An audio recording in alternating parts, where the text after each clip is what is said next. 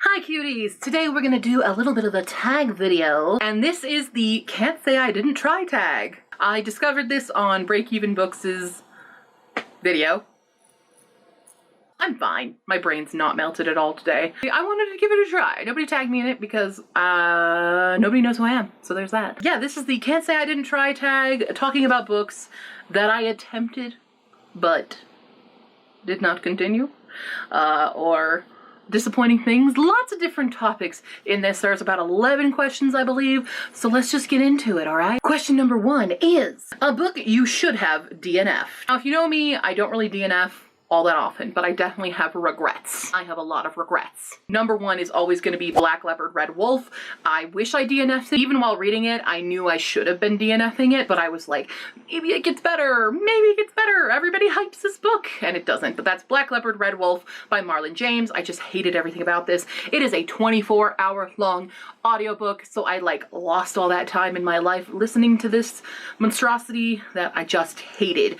I hated it right from the get-go when the guy has sex with an old woman for no real reason. I didn't like any of the characters really. I just hated it. There was a lot of sex and gore and stuff that I hated. I hated so much about this. Other people really liked it because it was edgy and gory and stuff. It's supposed to, I guess, be a horror fantasy, and I just hated it. I hated it so much. It was horrific. There was moments where I'm like, I was gonna gag, and there are moments that still scar me. The eye moment. If you read it, you know what I'm talking about. I just hated this book and would have been better off not reading it. The most books you've read without finishing a series. Normally if I'm in a series and I'm gonna continue it, I'm gonna go all the way through, but there have been some where if I don't like the first book, I'm not gonna continue. There's a couple that I think I got to the second, but I didn't continue. But the one that I think the most was probably Mortal Instruments by Cassandra Clare. I think I read at least 4 of the books.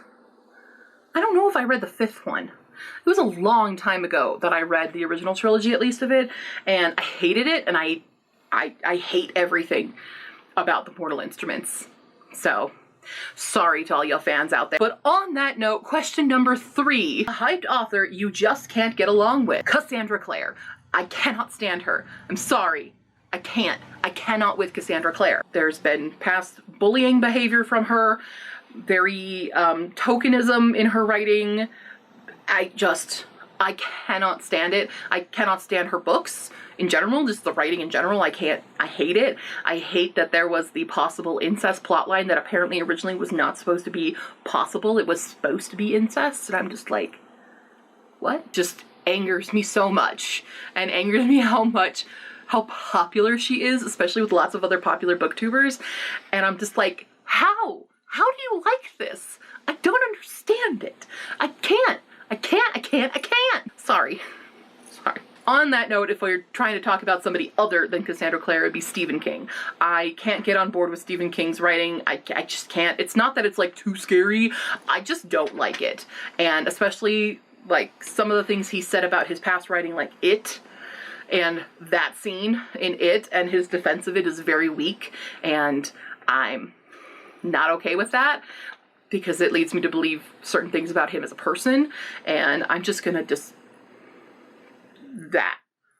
I'm just not gonna deal with Stephen King's stuff. And I have no inclination, because 1, the genre is not really my genre to read anyway, and 2, It. The thing in It. No, this is not a against clowns thing. This is a child sex group orgy thing. If you did not read, it's not in any adaptation, so if you haven't actually read the book, you won't know it, because people are smart enough not to include it in the adaptations. A genre that you rarely read from, and I can say that this is a genre I never really read from, and that is crime thriller. I'm not into it. I don't like a lot of crime shows even. A lot of people love, Law and Order and courtroom dramas and all the crime thrillery things. I don't even know the names of those shows apparently in my brain, but those types, medical dramas and crime dramas, are not a thing that I enjoy. I definitely don't enjoy reading about them either. I just don't get into that genre at all. Not a fan. I could also say like westerns, not a huge fan of. Read a couple that are okay. My Calamity Jane. Don't read a whole lot of nonfiction, but I do like certain nonfiction books, depends on what they're telling. Definitely crime thriller is number one. You won't catch me reading probably.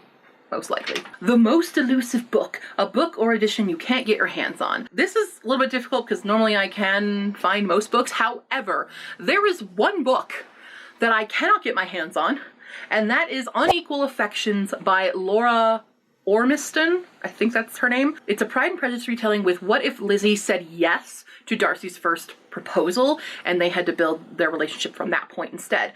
And I really want to read this. It has amazing reviews, but when you go to Amazon, if you want a hardcover copy, it's like hundreds of dollars. I've been to it at one point. It changes like every day. Right now, I just checked it and it's $109 for this hardcover, but the Kindle is like $12.99. And I'm like, what is happening here? But I want a physical copy of this book, and I've seen it where it was like $900, and I don't understand what's going on and why this book is so expensive. Can someone tell me if it's a glitch on Amazon?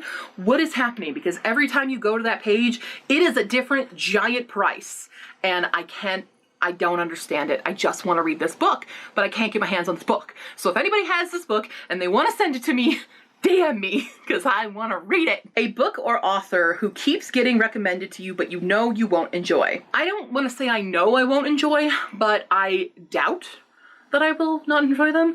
And those are books from Seanan McGuire, Sarah J. Maas, and Taylor Jenkins Reid. I don't really have any inclination to read their books. There's just something about those books that I'm just like, not for me. The Taylor Jenkins Reid thing is just the overhyping of Daisy Jones and the Six and Seven Husbands of Evelyn Hugo.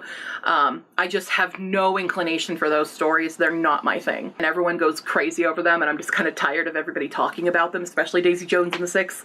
Really tired of it. Seanan McGuire is because, like, even some of my favorite booktubers don't really enjoy her stuff, but they still recommend her all the time, but they're like, it was okay. And I'm like, well, that's not really a glowing recommendation. And Sarah J. Maas, I have no inclination to read the Throne of Glass series. I feel maybe I would like to read Crescent City, House of Blood and Earth, or whatever its full title actually is. I might want to read that one, but it's a very big book, and I'm not paying full price for that book. It's very big and very expensive. But if it falls into my lap, sure, I might read it. Throne of Glass, I've heard too many things about that I'm just like, no, I don't think I want to read that one. So maybe in the future I would, but I doubt that I will like them. A book which has a better cover in a different language. Don't actually look at this too often, so I had to actually sit down and I just went into Goodreads and I just looked at some of my favorite books to find what do their other covers look like? And most of them are like, okay, they're good, but I wouldn't, die for them. I still like the cover that I have. However, the cover for Spinning Silver, I don't hate, but it's not my favorite. And so I was looking at all of hers, and all of the Eastern European ones, so Romanian and Lithuanian, Hungarian, and Czech, they have really beautiful covers that I think capture the story much better than what we see on the cover of Spinning Silver. And because I thought in Spinning Silver, I thought she was like a knight or something. I thought she was wearing full-on armor. It kind of twisted what I was expecting from the book. So I think that the other more illustrated covers are just more beautiful and tell a little bit more about the story you're about to get into than the US edition. A book you've only seen the movie or adaptation of. I have done quite a few of these, so I'm just gonna go with my most recent one, but I actually just finally watched Bird Box, and I have the book, and I've watched the movie now because it was super hyped a while ago, and I'm like, it's horror and weird dystopian, not dystopian, but like end of the world kind of stuff.